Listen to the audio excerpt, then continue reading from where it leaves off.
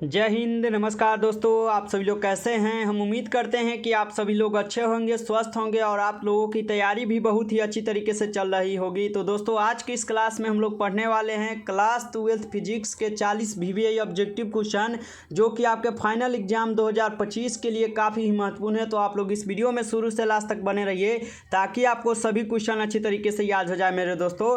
तो अगर ये वीडियो पसंद आए तो वीडियो को लाइक और चैनल को सब्सक्राइब कर लीजिएगा, क्योंकि आप लोगों को यहाँ पे बिल्कुल फ्री PDF के साथ पढ़ाया जाता है। एक भी पैसा आप लोग का नहीं लगता है। तो आप लोग क्लास किया कीजिए और आपको हम रिवीजन के लिए PDF दे देते हैं, तो आप लोग वहां से रिवीजन भी किया कीजिए, जिससे आपकी तैयारी बहुत ही अच्छी तरीके से हो पाए। और एक बच्चा बोल रहा था हमें कि सर आप हमें पर्सनली भेज दीजिए, आपको जितना पैसा होगा हम भेज देंगे। तो आपको मैं बता दूं बाबू कि आप जितना पढ़ना है पढ़िए, हम आपको बिल्कुल नोट फ्री में देंगे, लेकिन आप पैसा की बात जो है बीच में मत लाइए। आपसे जो हम एक भी पैसा नहीं लेना चाहते, ठीक है।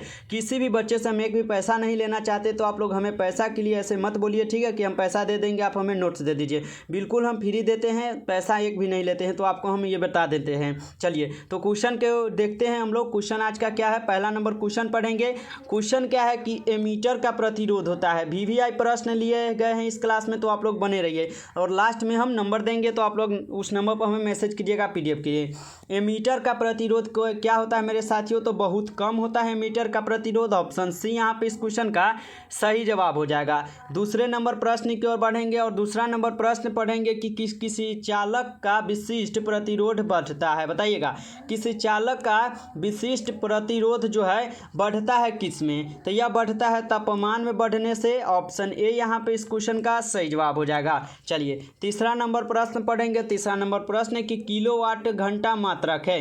किलोवाट घंटा जो है किसका मात्रक है मेरे दोस्तों, फटाफट कमेंट कीजिएगा। तो ये किलोवाट घंटा जो मात्रक है वह है ऊर्जा का। ऑप्शन बी यहाँ पे इस प्रश्न का सही जवाब हो जाएगा। आगे बढ़ेंगे और चौथा नंबर प्रश्न पढ़ेंगे कि विद्युतीय परिपथ के किसी बिंदु पर सभी धाराओं का बीजगणितीय योग होता है। विद्युत परिपथ के किसी बिंदु पर सभी धाराओं का बीजगणितीय योग होता है मेरे दोस्त, क्या होता है, तो यह शून्य होता है। ऑप्शन ए यहाँ पे इस क्वेश्चन का सही जवाब हो जाएगा। चलिए पांचवा नंबर प्रश्न पढ़ेंगे। विद्युतीय परिपथ में विभवांतर मापा जाता है। विद्युतीय परिपथ में जो है विभवांतर मापा जाता है किससे, ये बताना है। तो यह मापा जाता है वोल्ट से। ऑप्शन बी यहाँ पे इस प्रश्न का सही जवाब हो जाएगा। चलिए आगे बढ़ेंगे और छठा नंबर प्रश्न पढ़ेंगे। छठा नंबर प्रश्न विद्युतीय परिपथ का वह गुण जो विद्युत ऊर्जा को ऊष्मा में बदल देता है वह कहा जाता है, वह क्या कहलाता है, ये बताना है। तो विद्युतीय परिपथ का वह गुण जो विद्युतीय ऊर्जा को ऊष्मा में बदल देता है वह कहलाता है मेरे दोस्तों, क्या कहलाता है, प्रतिरोध कहलाता है। ऑप्शन डी यहाँ पे इस क्वेश्चन का सही जवाब हो जाएगा। चलिए आगे बढ़ेंगे। अगला नंबर प्रश्न 7 नंबर की किर्चहॉफ का बिंदु नियम किस सिद्धांत पर आधारित है। किर्चहॉफ का बिंदु नियम जो है किस सिद्धांत पर आधारित है, तो आवेश के संरक्षण पर। ऑप्शन बी यहाँ पे इस प्रश्न का सही जवाब हो जाएगा। चलिए आगे बढ़ेंगे और 8वां नंबर प्रश्न पढ़ेंगे कि किसी चालक में विद्युतीय धारा के प्रवाह का कारण है। किसी चालक में विद्युतीय धारा के प्रवाह का कारण क्या है मेरे दोस्तों, तो इनका कारण क्या है, विद्युतीय विभव में अंतर हो जाएगा। ऑप्शन सी यहाँ पे इस क्वेश्चन का सही जवाब हो जाएगा। चलिए 9वां नंबर क्वेश्चन क्या है, 9वां नंबर क्वेश्चन है। 9वां नंबर क्वेश्चन क्या है कि व्हीटस्टोन ब्रिज से मापा जाता है। क्या मापा जाता है, तो इनसे मापा जाता है उच्च प्रतिरोध और निम्न प्रतिरोध। यहाँ पे ऑप्शन सी यहाँ पे इस क्वेश्चन का सही जवाब हो जाएगा। चलिए आगे बढ़ेंगे। 10 नंबर क्वेश्चन पढ़ेंगे कि आदर्श वोल्ट मीटर का प्रतिरोध होता है। आदर्श वोल्ट प्रतिरोध का कितना होता है ये बताना है। तो आदर्श वोल्ट मीटर का प्रतिरोध होता है मेरे दोस्तों अनंत। ऑप्शन डी यहाँ पे इस क्वेश्चन का सही जवाब हो जाएगा। चलिए आगे बढ़ेंगे। 11 नंबर प्रश्न है कि चुंबकीय क्षेत्र में गतिमान कण का अपवर्तित रहता है। चुंबकीय क्षेत्र में गतिमान कण का अपवर्तित रहता है किसमें, ये बताना है। तो यह रहता है चाल और गतिज ऊर्जा दोनों में। ऑप्शन डी यहाँ पे इस क्वेश्चन का सही जवाब हो जाएगा। 12 नंबर प्रश्न पढ़ेंगे। 12 नंबर प्रश्न क्या है हमारा कि समरूप वेग से चलायमान आवेश उत्पन्न करता है। समरूप वेग से चलायमान आवेश जो है उत्पन्न करता है क्या, तो यह करता है विद्युतीय चुंबकीय क्षेत्र। ऑप्शन सी यहाँ पे इस क्वेश्चन का सही जवाब हो जाएगा।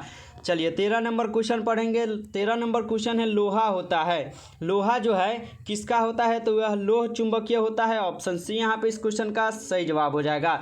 14 नंबर प्रश्न पढ़ेंगे कि चुंबकीय विषुवत रेखा पर नमन कोण का मान होता है। चुंबकीय विषुवत रेखा पर जो है नमन कोण का मान होता है मेरे दोस्तों, क्या होता है, तो यह 0 डिग्री होता है। ऑप्शन ए यहाँ पे इस क्वेश्चन का सही जवाब हो जाएगा। चलिए 15 नंबर प्रश्न पढ़ेंगे, चुंबकीय प्रेरण का एसआई मात्रक होता है। चुंबकीय प्रेरण का एसआई मात्रक क्या होता है, तो वेबर। ऑप्शन ए यहाँ पे इस क्वेश्चन का सही जवाब कीजिएगा।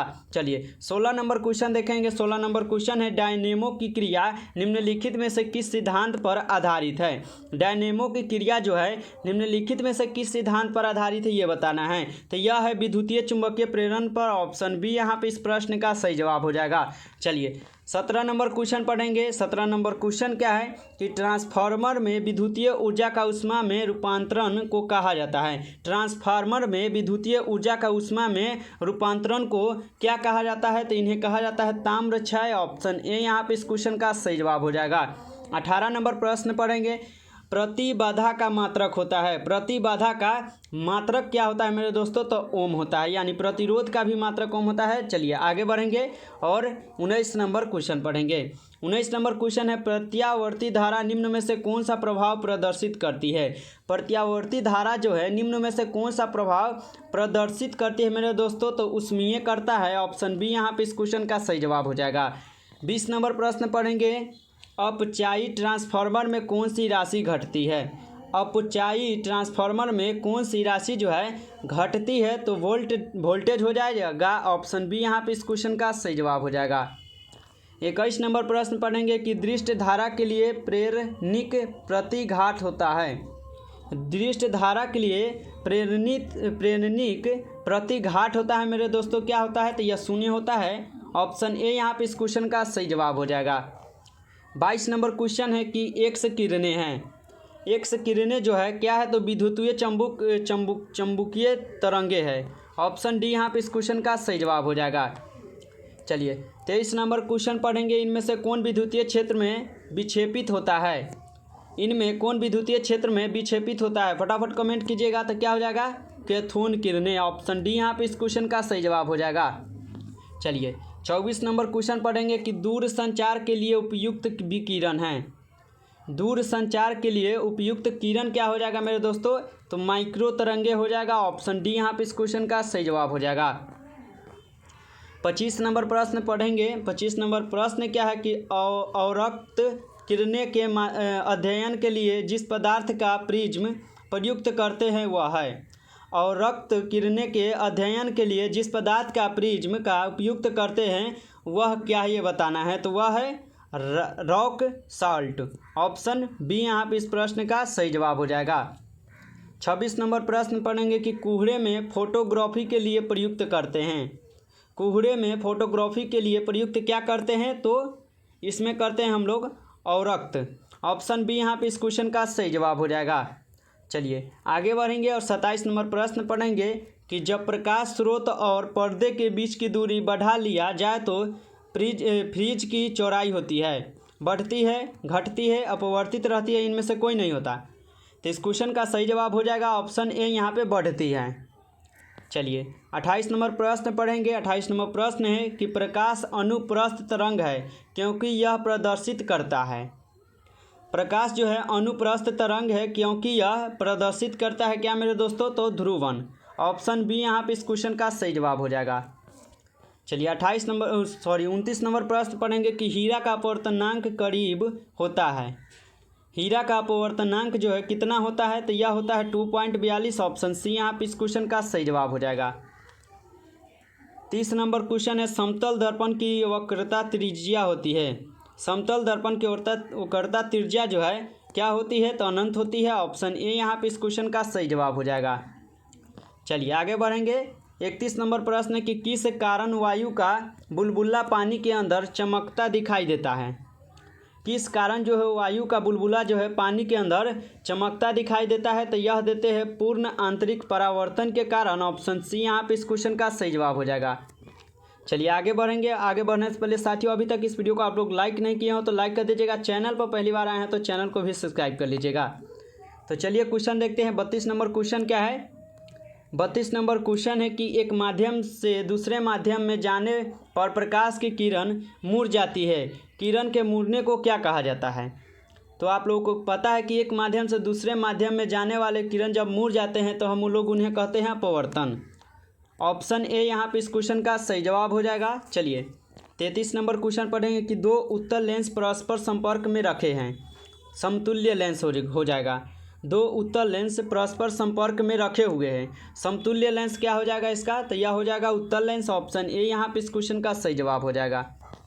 34 नंबर प्रश्न पढ़ेंगे, एक दीर्घ दृष्टि दोष वाले व्यक्ति को आवश्यकता होगी। एक दीर्घ दृष्टि दोष वाले व्यक्ति को कौन सी लेंस की आवश्यकता होती है? तो उनको होती है उत्तल लेंस की आवश्यकता। ऑप्शन ए यहाँ पे इस क्वेश्चन का सही जवाब हो जाएगा। 35 नंबर क्वेश्चन है कि निम्नलिखित में से किस भौतिक राशि का पुनः वितरण प्रकाश का व्यक्तीकरण होता है? निम्नलिखित में से किस भौतिक राशि का पुनः वितरण जो है प्रकाश का व्यक्तीकरण होता है? तो यह क्या हो जाएगा मेरे दोस्तों? तो यह हो जाएगा तीव्रवर्ता। ऑप्शन बी यहाँ पे इस क्वेश्चन का सही जवाब हो जाएगा। 36 नंबर क्वेश्चन पढ़ेंगे, नाभिकीय अभिक्रिया में संरक्षित रहता है। नाभिकीय अभिक्रिया में संरक्षित रहता है, क्या संरक्षित रहता है? तो यह रहते हैं कुल आवेश, रेखीय संवेग, कोणीय संवेग और इनमें से सभी। ऑप्शन डी यहाँ पे इस क्वेश्चन का सही जवाब हो जाएगा, इनमें सभी। 37 नंबर क्वेश्चन पढ़ेंगे। 37 नंबर क्वेश्चन क्या है कि ट्रांजिस्टर के प्रवर्धन गुणांक की इकाई होती है। तो इनकी इकाई होती है इनमें से कोई नहीं। तीनों ऑप्शन गलत दिया गया है। ऑप्शन डी यहाँ पे सही जवाब हो जाएगा, इनमें से कोई नहीं। चलिए आगे बढ़ेंगे और 38 नंबर क्वेश्चन पढ़ेंगे, किसी अर्धचालक का तापमान गुणांक का मान होता है। किसी अर्धचालक का तापमान गुणांक का मान जो है क्या होता है? तो यह होता है ऋणात्मक। ऑप्शन बी यहाँ पे इस क्वेश्चन का सही जवाब हो जाएगा। 39 नंबर क्वेश्चन पढ़ेंगे कि प्रकाश वर्ष किस भौतिक राशि का मात्रक है। प्रकाश वर्ष जो है किस भौतिक राशि का मात्रक है? तो यह है दूरी का। ऑप्शन ए यहाँ पे इस क्वेश्चन का सही जवाब हो जाएगा। चलिए साथियों, आज की इस क्लास में है जो है सिर्फ 39 क्वेश्चन लिए गए थे। तो ये सभी क्वेश्चन जो है काफ़ी इंपॉर्टेंट क्वेश्चन थे। फिजिक्स के जो है 39 क्वेश्चन हम आप लोगों को बताए हैं और इस सभी क्वेश्चन को आप लोगों को याद कर लेना है। अगर ये वीडियो पसंद आया हो तो वीडियो को लाइक कर दीजिएगा। चैनल पर पहली बार आए तो चैनल को भी सब्सक्राइब कर लीजिए, क्योंकि यहाँ पे आप लोगों को तैयारी बहुत ही अच्छी तरीके से कराई जाएगी 12th की। तो चैनल को सब्सक्राइब जरूर कीजिएगा। और PDF के लिए अगर आप नए बच्चे हैं तो हमें इस नंबर पर मैसेज कर सकते हैं 962 18 800, यहाँ सॉरी नंबर में गड़बड़ा गया है, 962 18 834।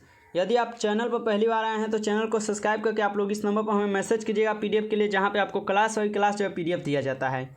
तो चलिए हम किसी नेक्स्ट वीडियो में मिलते हैं, तब तक के लिए जय हिंद, वंदे मातरम।